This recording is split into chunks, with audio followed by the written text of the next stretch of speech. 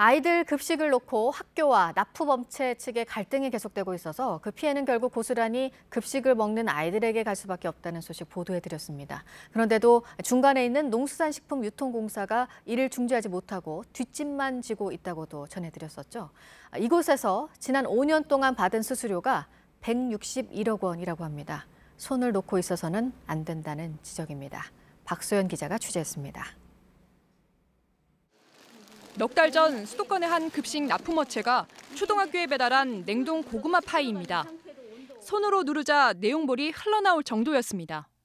녹았다라는 거는 그 흐름 어디에선가 상온에 방치가 됐던지 그 온도 관리가 안 돼가지고 녹았다는 얘기죠. 그러면 위험한 거예요. 쉽게 말하면 아이들에게 그거 했을 때.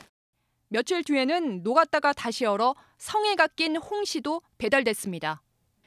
농수산식품유통공사 AT를 통해 납품한 이 업체는 알고 보니 학교들로부터 여러 차례 민원이 제기된 곳이었습니다. 하지만 AT는 유통 불량과 같은 민원에 대해선 대처하지 않고 있습니다. 자기들이 할 수 있는 거 하나도 없다는 거죠. 교육청에서 할 일이라고 얘기를 하고 교육청에서는 이 많은 데이터가 쌓이는 도록 아무것도 몇 년 동안 안 했었고.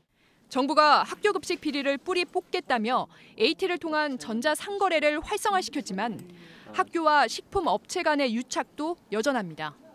올해 초 서울시 교육청은 식품업체로부터 리베이트를 받은 학교 영양교사와 영양사 250명에게 징계를 내린 바 있습니다.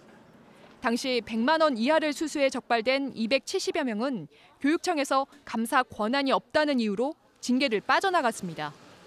이 때문에 AT가 학교 급식 입찰뿐만 아니라 납품 과정에 대해서도 보다 적극적으로 대처해야 한다는 지적입니다.